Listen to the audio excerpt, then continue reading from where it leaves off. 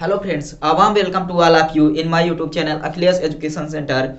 आप सभी का स्वागत है हमारे YouTube channel Akhilesh education centre पर। दोस्तों, मैं अखिलेश कुमार आप सबको आज जो अपना टॉपिक है क्लास 9th में फिजिक्स और चैप्टर का नाम है मोशन, जिस पर चर्चा होगी। एक वीडियो आ चुकी है इस पर और दूसरी वीडियो आज जाएगी, जिसमें आप सबको जो सबसे पहला टॉपिक है अपना स्पीड के बारे में बताया जाएगा। तो देखेंगे कि स्पीड क्या है। शुरू करेंगे सेशन को, लेकिन उससे पहले एक जरूरी सूचना कि अगर आप सब चैनल पर नए हैं तो चैनल को सब्सक्राइब कर लीजिए तथा बेल आइकन को भी प्रेस कर दीजिए, ताकि जब भी कोई नया वीडियो जाए आप सबको नोटिफिकेशन मिल जाए। और अपने जो क्लास होती है जिसकी टाइमिंग है सुबह मॉर्निंग में 6 AM पर 6 AM पर क्लास नंबर 1 का प्रीमियर किया जाता है और शाम को 4 बजे 4 PM पर क्लास नंबर 2 को प्रीमियर किया जाता है, जिसमें आप सबके कमेंट्स का जवाब यहाँ पर आप सबके जो कमेंट्स होंगे उनका जवाब दिया जाएगा। आप सबके कमेंट्स का जवाब तुरंत दिया जाएगा, और वरना उसके अगले आने वाली वीडियो में आप सबको जवाब मिल जाएगा। अभी तक सुबह के 6 बजे की क्लास में अपना चल रहा था ज्योग्राफी, इंडियन ज्योग्राफी पढ़ रहे थे। इंडियन ज्योग्राफी का टॉपिक कंप्लीट करने के बाद अब ये क्लास 9th यहाँ पर फिजिक्स का टॉपिक होगा।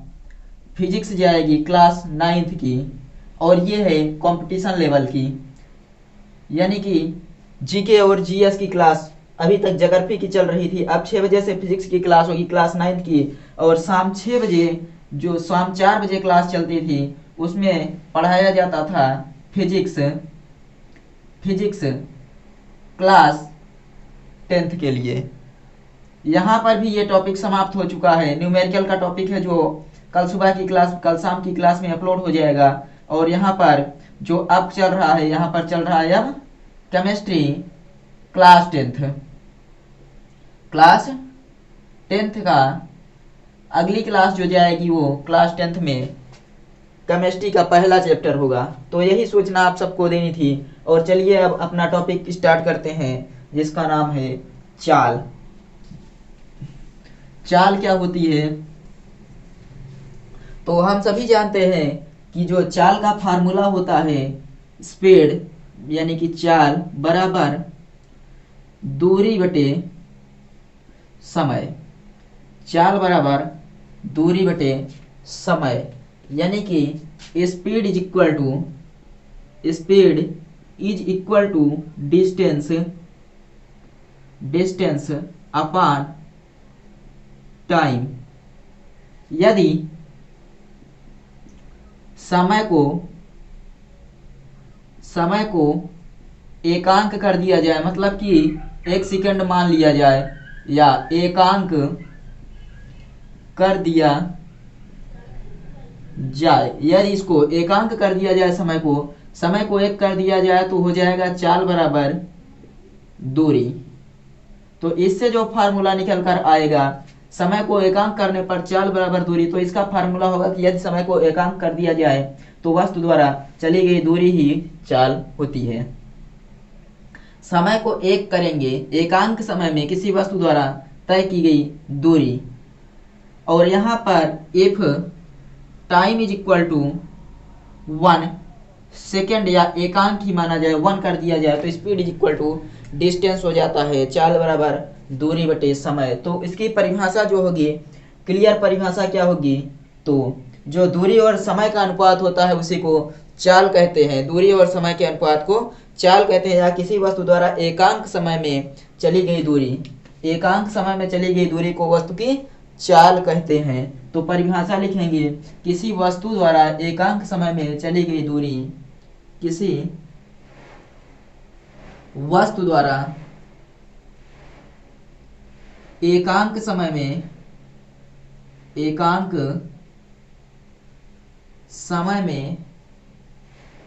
चली गई दूरी को वस्तु की चाल कहते हैं। वस्तु की चाल कहते हैं।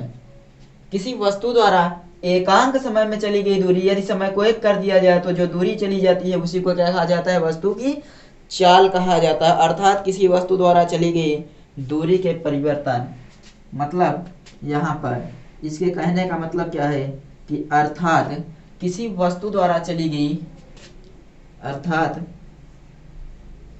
किसी वस्तु द्वारा चली गई, किसी वस्तु द्वारा चली गई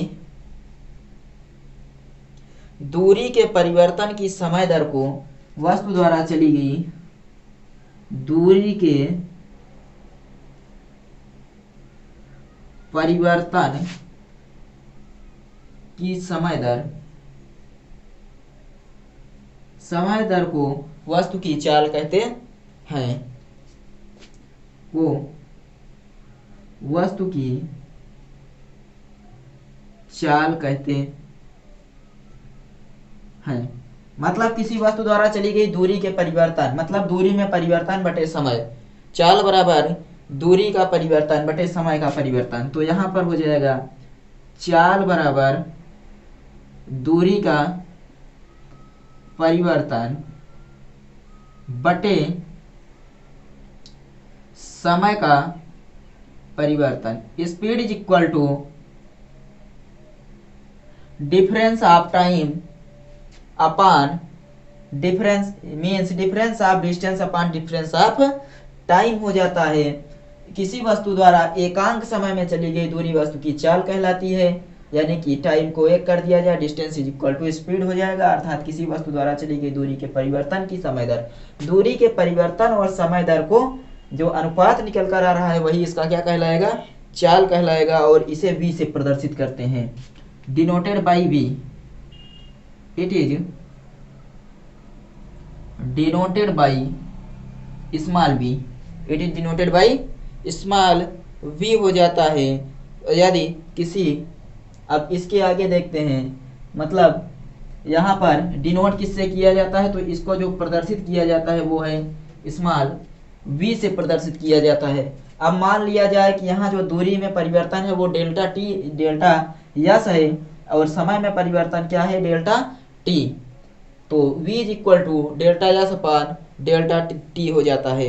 यदि कोई वस्तु समय अंतराल डेल्टा टी में, मान लिया जाए कि, चलिए यहाँ पर देखते हैं कि यदि कोई वस्तु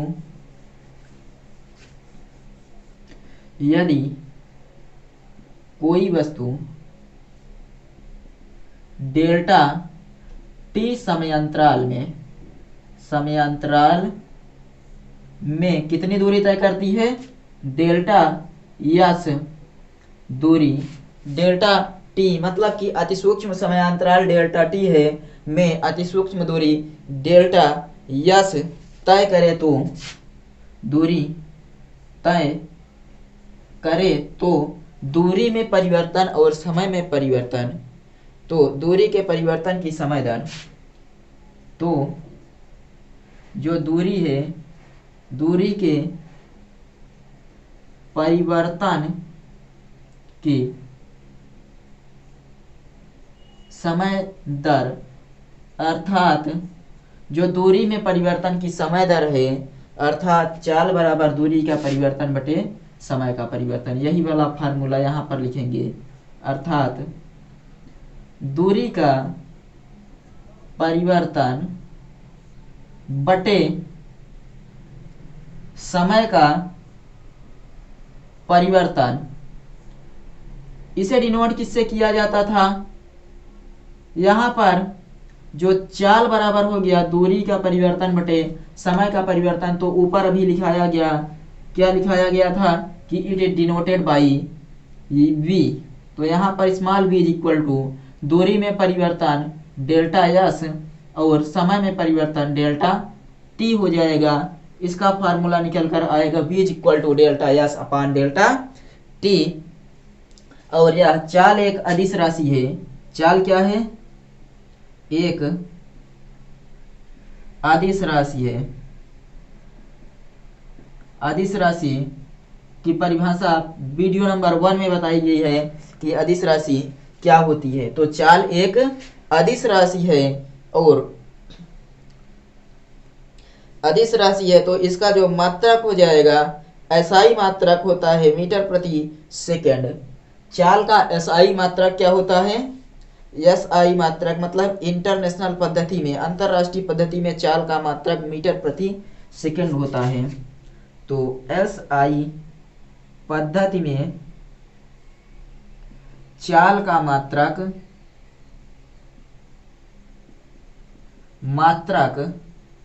मीटर प्रति सेकंड होता है। एसआई पद्धति में चाल का मात्रक मीटर प्रति सेकंड होता है और इसके अन्य मात्रक जो हो जाते हैं वो सेंटीमीटर प्रति सेकंड तथा किलोमीटर प्रति घंटा। अन्य मात्रक हो जाएंगे सेंटीमीटर प्रति सेकंड तथा किलोमीटर प्रति घंटा। तो हमने चाल के बारे में क्या क्या पढ़ा? चाल बराबर दूरी बटे समय होता है। दूरी और समय के अनुपात को चाल कहते हैं। यदि समय को 1 कर दिया जाए तो चली गई दूरी ही वस्तु की चाल कहलाती है। किसी वस्तु द्वारा एकांक समय में तय की गई दूरी को वस्तु की चाल कहते हैं, अर्थात किसी वस्तु द्वारा चली गई दूरी में परिवर्तन तथा समय में परिवर्तन यानी कि दूरी में परिवर्तन की समय दर को वस्तु की चाल कहते हैं। यदि कोई वस्तु डेल्टा टी समयांतराल में डेल्टा एस दूरी तय करे तो दूरी में परिवर्तन की समय दर अर्थात चाल बराबर दूरी का परिवर्तन बटे समय का परिवर्तन। It is denoted by v. तो चाल के स्थान पर वी इज इक्वल टू दूरी में परिवर्तन डेल्टा या समय में परिवर्तन डेल्टा टी। और चाल एक अदिश राशि है। इसका एसआई मात्रक मीटर प्रति सेकंड होता है। अन्य मात्रक किलोमीटर प्रति घंटा तथा सेंटीमीटर प्रति सेकंड भी होता है। तो अब इस प्रकार इस टॉपिक को चाल कंप्लीट हुआ। अब देखेंगे चाल के प्रकार, चाल कितने प्रकार की होती है और उन सब की परिभाषाओं के बारे में चर्चा करेंगे। तो चलिए स्टार्ट करते हैं। चाल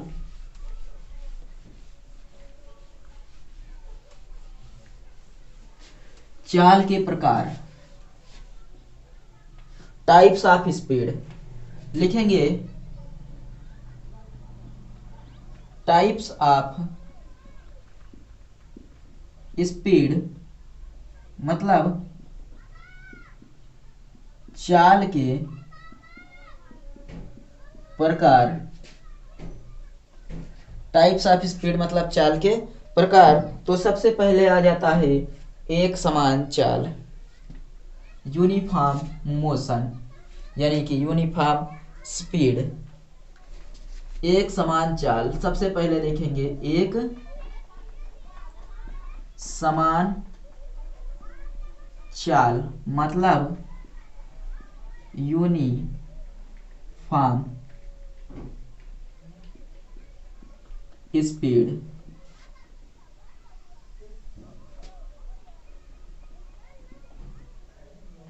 यूनिफॉर्म स्पीड क्या होता है? यूनिफॉर्म स्पीड तो पहले चाल की जो परिभाषा थी उसको देखते हैं कि दूरी और समय के अनुपात को एकांक समय में तय की गई दूरी ही वस्तु की चाल कहलाती है। तो वही हो जाएगा कि यदि कोई पिंड समान समयांतराल में समान दूरी तय करता है, इसको लिखेंगे कि यदि कोई पिंड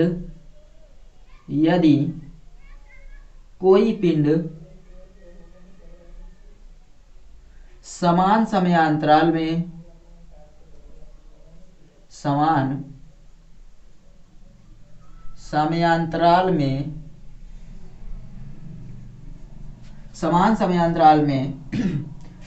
दूरी तय करता है, समान समयांतराल में समान दूरी तय करता है। यदि कोई पिंड समान समयांतराल में समान दूरी तय करता है तो उसके द्वारा चली गई चाल ही एक समान चाल कहलाती है। समान दूरी तय करता है तो उस पिंड के द्वारा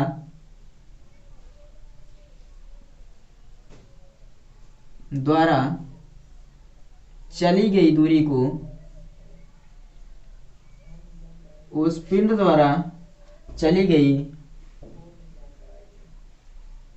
चाल को एक समान चाल कहते हैं, एक समान चाल कहते हैं। यदि कोई पिंड समान समय अंतराल में समान दूरी तय करता है तो उस पिंड के द्वारा चली गई चाल को एक समान चाल कहते हैं। एक समान चाल, यदि कोई पिंड समान समय अंतराल में समान दूरी तय करता है तो उस पिंड की चाल या उस पिंड द्वारा चली गई चाल को एक समान चाल कहते हैं। मतलब उस पिंड द्वारा जो चाल चली जाती है उस पिंड के द्वारा चली गई चाल को एक समान चाल कहते हैं। यदि कोई पिंड समान समय अंतराल में समान दूरी तय करता है तो उस पिंड की चाल को एक समान चाल कहते हैं। और उसके बाद अगला आ जाता है असमान चाल। कौन सी चाल? असमान चाल। असमान चाल मतलब non uniform speed, non uniform speed, असमान चाल। असमान चाल क्या होती है? तो इसे हम देखेंगे कि यदि कोई पिंड समान समयांतराल में भिन्न भिन्न दूरी तय करता है तो उस पिंड की चाल को असमान चाल कहा जाता है। यदि कोई पिंड, यदि कोई पिंड समान समयांतराल में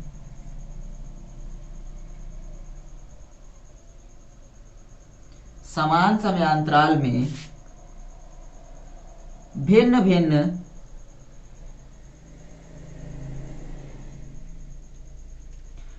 भिन्न दूरी तय करता है, समान समयांतराल में भिन्न भिन्न दूरी तय करता है तो उसकी चाल को,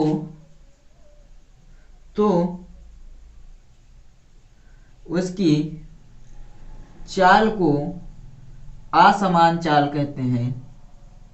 असमान चाल कहते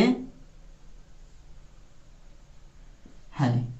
यदि कोई पिंड समान समयांतराल में भिन्न भिन्न दूरी तय करता है तो उसकी चाल को असमान चाल कहते हैं। यहां पर लिखेंगे असमान चाल को परिवर्ती चाल भी कहते हैं। असमान चाल को, जो असमान चाल होती है उसे क्या कहा जाता है? परिवर्ती चाल भी कहा जाता है। परिवर्ती चाल भी कहा जाता है। तो यदि कोई पिंड समान समयांतराल में समान दूरियां तय करे तो उसकी चाल को एक समान चाल कहते हैं। यदि कोई पिंड समान समयांतराल में भिन्न भिन्न दूरी तय करता है तो उसकी चाल को असमान चाल कहते हैं। असमान चाल को परिवर्ती चाल भी कहा जाता है। अब इसके आगे देखेंगे एक समान वेग तथा असमान वेग। एक समान वेग यूनिफॉर्म वेलोसिटी तथा असमान वेग नॉन यूनिफॉर्म वेलोसिटी। तो सबसे पहले हम देखते हैं एक समान वेग। एक समान वेग यानी कि यूनिफॉर्म वेलोसिटी। यूनिफॉर्म वेलोसिटी यदि किसी पिंड का समान समयांतराल में विस्थापन समान हो, यदि किसी पिंड का समान समयांतराल में विस्थापन समान हो तो उसके वेग को एक समान वेग कहते हैं। कोई पिंड समान समयांतराल में, लिखेंगे यहां पर, यदि किसी पिंड का या किसी पिंड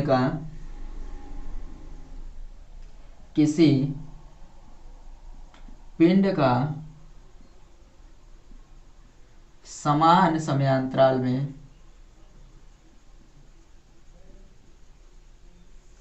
समान समयांतराल में विस्थापन समान हो, विस्थापन समान हो तो उसके वेग को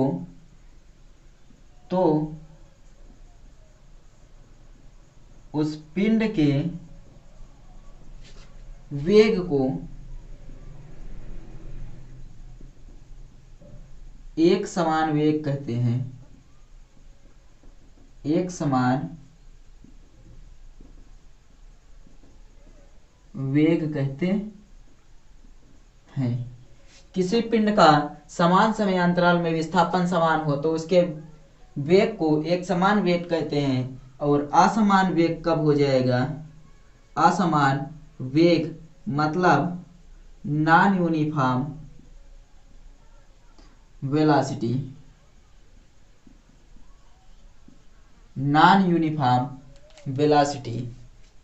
एक समान वेग किसी पिंड का समान समयांतराल में विस्थापन समान हो तो उस पिंड के वेग को एक समान वेग कहते हैं, एक समान वेग कहते हैं। इसके विपरीत यदि समान समयांतराल में पिंड का विस्थापन भिन्न भिन्न हो, यदि समान समयांतराल में, समान लिखेंगे, यदि समान समयांतराल में पिंड का विस्थापन भिन्न भिन्न हो, पिंड का विस्थापन भिन्न भिन्न हो तो उसके वेग को, यदि समान समयांतराल में पिंड का विस्थापन भिन्न भिन्न हो तो उसके वेग को असमान वेग कहा जाता है, असमान वेग कहा जाता है। तो यदि समान समयांतराल में पिंड का विस्थापन भिन्न भिन्न हो तो उसके वेग को असमान वेग कहा जाता है। और यदि किसी पिंड का समान समयांतराल में विस्थापन समान हो तो उसे क्या कहा जाता है? एक समान वेग। और जो असमान वेग होता है, असमान वेग को परिवर्ती वेग भी कहा जाता है, असमान वेग को परिवर्ती वेग भी कहा जाता है। यहाँ पर लिखेंगे तो एक समान वेग किसी पिंड का समान समयांतराल में विस्थापन समान हो तो उस पिंड के वेग को एक समान वेग कहा जाता है। असमान वेग यदि समान समयांतराल में पिंड का विस्थापन भिन्न भिन्न हो तो उसके वेग को असमान वेग कहा जाता है। असमान वेग को परिवर्ती वेग भी कहा जाता है। वेग एक सदिश राशि है। वेग कौन सी राशि है? तो वेग एक सदिश राशि है। इसके पहले वेग के बारे में पढ़ाया गया है। वेग एक सदिश राशि है, इसके बारे में आगे और अधिक जानकारी दी जाएगी। तो चलिए अब इसके बाद आगे देखते हैं एक समान गति, एक समान वेग और असमान वेग के बाद एक समान चाल और असमान चाल के बाद अब आ जाते हैं एक समान गति और असमान गति। तो एक समान गति लिखेंगे, एक समान गति, एक समान गति यानी कि जो यूनिफॉर्म मोशन, यूनिफॉर्म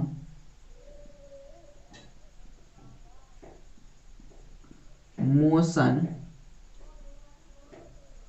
एक समान गति। एक समान गति क्या होती है? तो इसको हम इस प्रकार लिखेंगे कि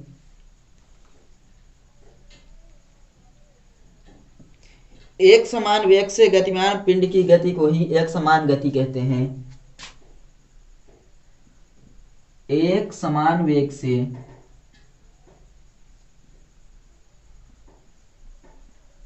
गतिमान एक समान वेग से गतिमान पिंड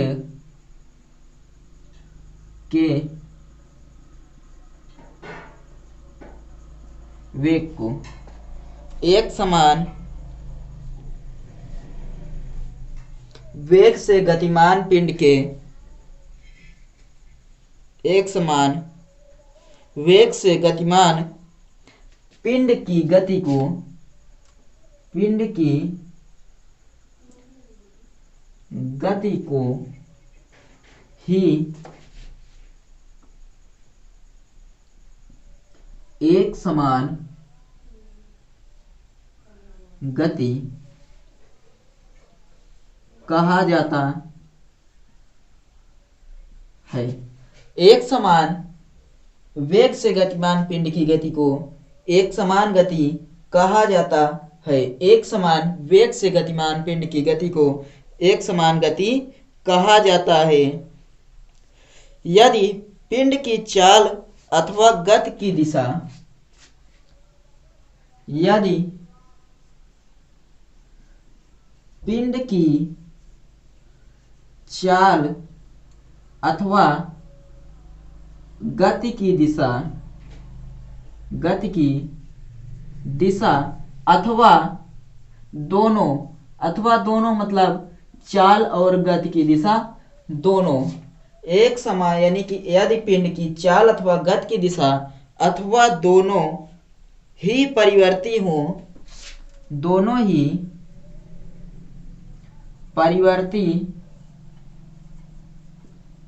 मतलब या तो पिंड की चाल परिवर्ती हो या तो पिंड की गति की दिशा परिवर्तित हो अथवा दोनों ही परिवर्ती हो तो पिंड की गति असमान अथवा परिवर्ती गति होती है। तो पिंड की गति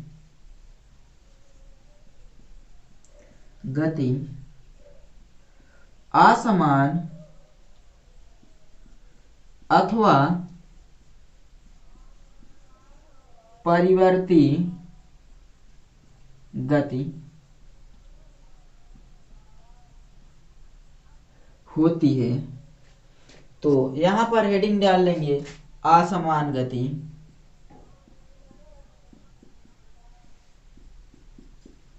असमान गति मतलब non uniform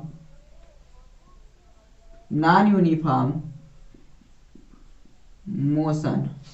non uniform motion में क्या होता है या यदि पिंड की चाल मतलब पिंड की चाल या तो परिवर्ती होगी या पिंड के गति की दिशा परिवर्ती होगी अथवा दोनों ही परिवर्ती होंगे तो पिंड की गति असमान गति अथवा परिवर्ती गति कहलाती है। तो समझ में आया होगा कि परिवर्ती गति क्या होती है। अब देख लेते हैं औसत चाल।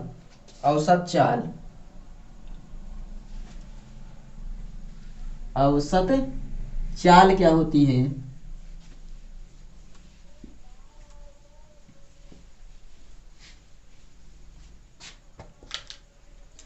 औसत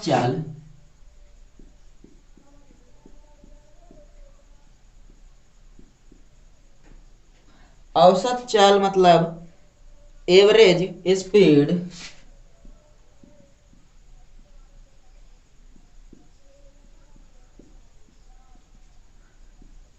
स्पीड किसे कहा जाता है। औसत चाल किसे कहा जाता है।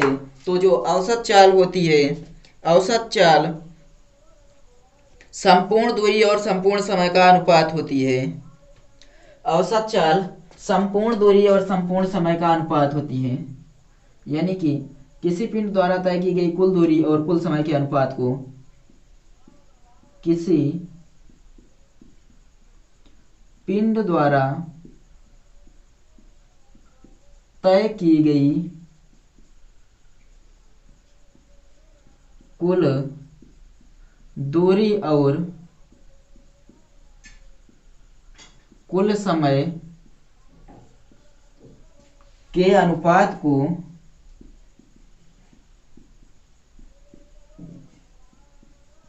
औसत चाल कहा जाता है। औसत चाल कहा जाता है। फार्मूला बनेगा औसत चाल बराबर संपूर्ण दूरी बटे संपूर्ण समय। तो किसी पिंड द्वारा तय की गई कुल दूरी और कुल समय के अनुपात को ही क्या कहा जाता है? औसत चाल कहा जाता है। Average speed, total distance upon total time. Average speed is equal to, लिखेंगे average speed is equal to total distance upon total time. Average speed is equal to total distance upon total time, यानी कि औसत चाल is equal to संपूर्ण दूरी upon संपूर्ण समय।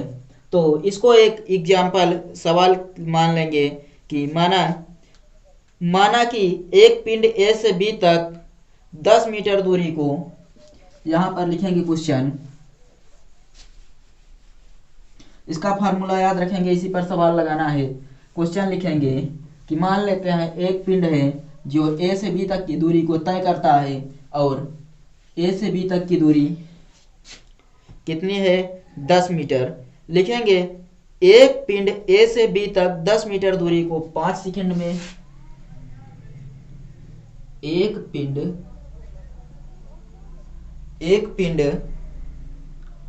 ए से बी तक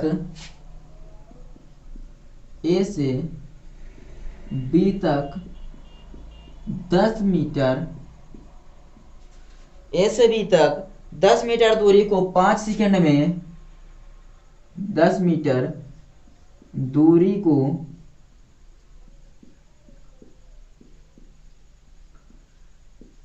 5 सेकंड में,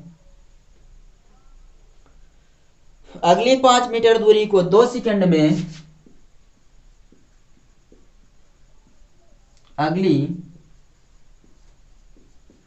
5 मीटर दूरी को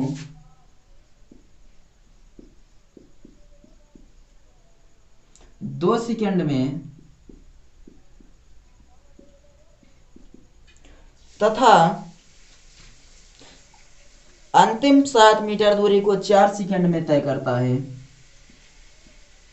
तथा अंतिम 7 मीटर दूरी को 4 सेकंड में तय करता है। एक पिंड ए से बी तक 10 मीटर दूरी को 5 सेकंड में, अगली 5 मीटर दूरी को 2 सेकंड में, तथा अंतिम 7 मीटर दूरी को 4 सेकंड में तय कर लेता है। तो इसका जो चित्र बनेगा, मान लीजिए ये है ए से बी, डिस्टेंस है 10 मीटर, टाइम लगा 5 सेकंड, बी से सी तक की जो दूरी है वो है 5 मीटर, टाइम लगा 2 सेकंड। अगली दूरी जो है बी से सी तक वो है 7 मीटर, टाइम लगा 4 सेकंड। ये हो गया कि एक पिंड ए से बी तक 10 मीटर दूरी 5 सेकंड में तय करता है, बी से सी तक 5 मीटर दूरी 2 सेकंड में तय करता है, सी से लेकर डी तक की दूरी 7 मीटर 4 सेकंड में तय करता है। इस दशा में हम सबसे पहले निकालते हैं कि ए से बी तक की जो चाल है उसको इधर निकाल लेते हैं। ए से बी तक की चाल, ए से बी तक चाल, ए से बी तक चाल v1 बराबर दूरी बटे समय होता है। तो दूरी कितनी दी गई है, यहाँ पर दूरी दी गई है 10 मीटर और समय दिया गया है 5 सेकंड। 5 से काटेंगे तो हो जाएगा यहाँ पर 2 मीटर प्रति सेकंड। 2 मीटर प्रति सेकंड हो जाएगा। और बी से सी तक की चाल देखते हैं तो लिखेंगे यहाँ पर बी से सी तक चाल v2 इज इक्वल टू कितना हो जाएगा, तो ऊपर लिखा है 5 मीटर और 2 सेकंड। इसको काटेंगे तो आ जाएगा 2 दूनी 4, 2.5 मीटर प्रति सेकंड। 2.5 मीटर प्रति सेकंड हो जाएगा। अब देख लेते हैं सी से डी तक चाल v3 बराबर 7 मीटर बटे 4 सेकंड। तो यहाँ हो जाएगा 4 इकन्नम 4.30, 4 सते 28, 4 पंचे 20 मीटर प्रति सेकंड, मतलब 4.75 मीटर प्रति। यहाँ पर हो जाएगा एक बार में जाएगा 1.75 मीटर प्रति सेकंड। तो इस प्रकार v1 2 मीटर प्रति सेकंड, v2 2.5, v3 1.75 मीटर प्रति सेकंड। अर्थात ए से डी तक पूरी यात्रा तय करने में, पूरी यात्रा में पिंड भिन्न भिन्न दूरियां भिन्न भिन्न चाल से चलता है। देख रहे हैं यहाँ पर कि ए से डी तक पूरी दूरी तय करने में पिंड जो है भिन्न भिन्न दूरियों को भिन्न भिन्न चाल से तय कर रहा है। मतलब कि अलग अलग दूरियों को अलग अलग चाल से संपूर्ण मार्ग में तय कर रहा है। तो पिंड की औसत चाल निकालेंगे। यहाँ पर पिंड की औसत चाल कितनी हो जाएगी, पिंड की औसत चाल, पिंड की औसत चाल बराबर फार्मूला होता है संपूर्ण दूरी बटे संपूर्ण समय। संपूर्ण दूरी बटे संपूर्ण समय। संपूर्ण दूरी कितनी है यहाँ पर, तो एक है यहाँ पर 10 मीटर, 5 मीटर, 7 मीटर। और संपूर्ण चाल की बात की जाए तो 5 सेकंड, 2 सेकंड, 4 सेकंड। तो यहाँ पर बन जा रहा है 10, 5, 15, 7, 22, 5 2 7 4 11, 11 दूनी 22, यानी कि 2 मीटर प्रति सेकंड। पिंड की जो औसत चाल आ रही है वो आ जा रही है 2 मीटर प्रति सेकंड। यदि कोई पिंड समान समयांतराल में, इस प्रकार हम निकालेंगे यहाँ पर, इस प्रकार हम यहाँ पर निकालेंगे कि ये जो पिंड है समान समयांतराल में समान दूरी तय करे। यदि कोई पिंड समय अंतरालों, यहाँ पर अब हम लिखेंगे, इससे हमें यह निष्कर्ष निकल रहा है कि यदि कोई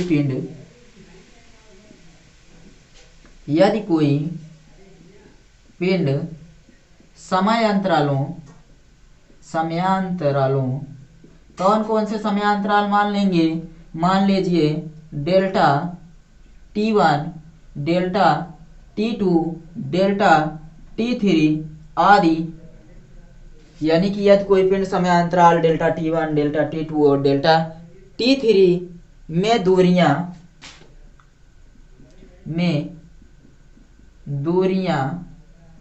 delta S1, delta S2, delta S3 dot dot dot आगे भी तय करता है। यहाँ से देखिए S1 10 metre, S2 5 metre, S3 7 metre, T1 5 second, T2 2 second और T3 4 सेकंड आ जा रहा है, तय करता है। तो पिंड की औसत चाल बराबर फार्मूला हो जाता है। तो पिंड की औसत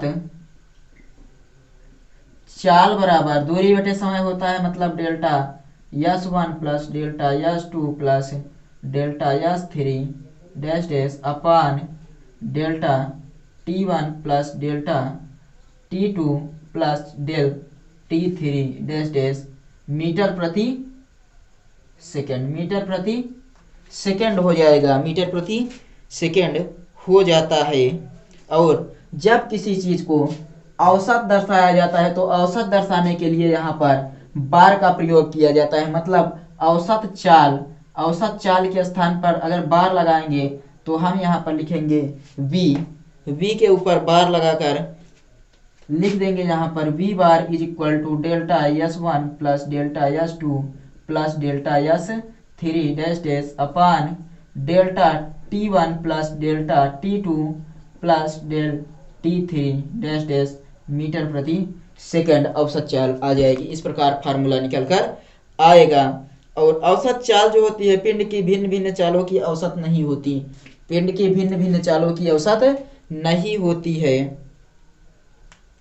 तो इस प्रकार आई थिंक ये समझ में आया होगा ये कि यदि एक पिंड ए से बी तक 10 मीटर, बी से सी 5 सेकंड में, बी से सी 5 मीटर 2 सेकंड में, सी से डी तक 7 मीटर 4 सेकंड में तय करता है तो चाल v1 2 मीटर प्रति सेकंड, v2 हो जाएगा 2.5 और v3 हो जाएगा 1.75। मतलब कि भिन्न भिन्न दूरियों को भिन्न भिन्न समयांतराल में भिन्न भिन्न किससे चाल से तय की जा रही है। तो औसत चाल निकालेंगे, संपूर्ण दूरी बटे संपूर्ण समय लगा देंगे। तो इस प्रकार औसत चाल का फार्मूला निकल कर आया कि सभी दूरियों को जोड़कर, सभी समय को जोड़कर भाग कर देंगे दूरी में समय से, तो आ जाएगा यहाँ पर औसत चाल। अब इसके आगे देखते हैं औसत चाल के बाद वेग।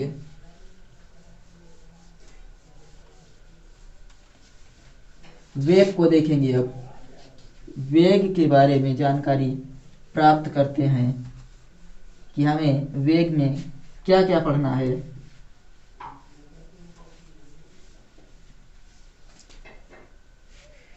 वेग यानी कि वेलोसिटी।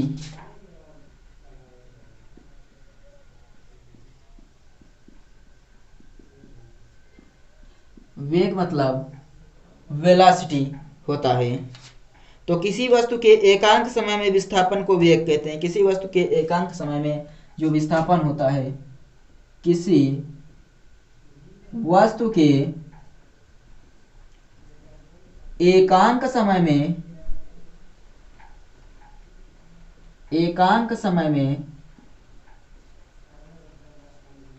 विस्थापन को वेग कहते हैं। वेग बराबर विस्थापन बटे समय होता है अथवा विस्थापन की समय दर को वस्तु का वेग कहते हैं। इसको अभी हम समझाते हैं फार्मूले से। अथवा विस्थापन की समय दर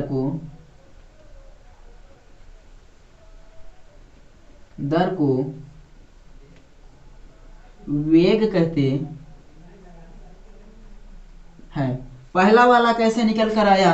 तो वेग इज इक्वल टू यानी कि velocity is equal to displacement विस्थापन बटे समय। पहले फार्मूले में कहा गया कि यदि समय बराबर एकांक हो जाए तो विस्थापन बराबर वेग हो जाएगा। वही कहा गया है कि एकांक समय में विस्थापन को वेग कहते हैं। इसको एक कर देंगे तो विस्थापन को ही क्या कहेंगे? वेग। अथवा विस्थापन की समय दर को वेग कहा जाता है। विस्थापन की समय दर को वस्तु का वेग कहते हैं। विस्थापन एक सदिश राशि है तो यहां पर लिखेंगे विस्थापन एक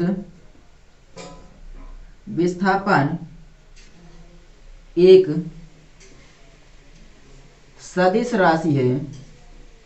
कौन सी राशि है? तो विस्थापन एक सदिश राशि है। किसी वस्तु द्वारा एकांक समय में तय किए गए विस्थापन को वेग कहा जाता है अथवा विस्थापन की समय दर को वेग कहते हैं। वेग इज इक्वल टू विस्थापन बटे समय। यदि समय एकांक हो तो विस्थापन यानी समय एकांक हो जाए तो विस्थापन को ही वेग कह देते हैं। और विस्थापन एक सदिश राशि है। विस्थापन एक सदिश राशि है। सदिश राशि को उसके परिमाण के ऊपर वेक्टर लगाकर दर्शाया जाता है। वेक्टर इसको बोलते हैं। यहां पर अगर इसके ऊपर लगा देंगे तो उसे बोलेंगे वेक्टर। तो सदिश राशि को परिमाण दर्शाना होता है, इसलिए सदिश राशि के प्रतीक के ऊपर वेक्टर लगाकर व्यक्त किया जाता है। यदि समय अंतराल डेल्टा टी में वस्तु का विस्थापन, यहां पर लिखेंगे कि यदि समयांतराल डेल्टा टी में वस्तु का विस्थापन डेल्टा यस हो तो वस्तु का वेग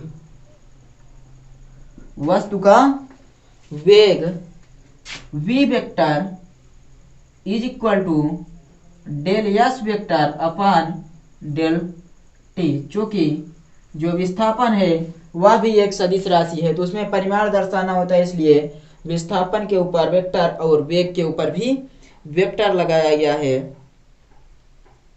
और इसका मतलब यही है कि जो वेग की दिशा होगी वही विस्थापन की दिशा होगी, जो विस्थापन की दिशा होगी वही वेग की दिशा होगी। और इसका एसआई मात्रक में मीटर प्रति सेकंड मात्रक होता है। एसआई मात्रक क्या होता है, तो इसका जो एसआई मात्रक है मीटर प्रति सेकंड, एसआई मात्रक मीटर प्रति सेकंड होता है। अन्य मात्रक की अगर बात की जाए तो किलोमीटर प्रति घंटा और सेंटीमीटर प्रति सेकंड भी होता है।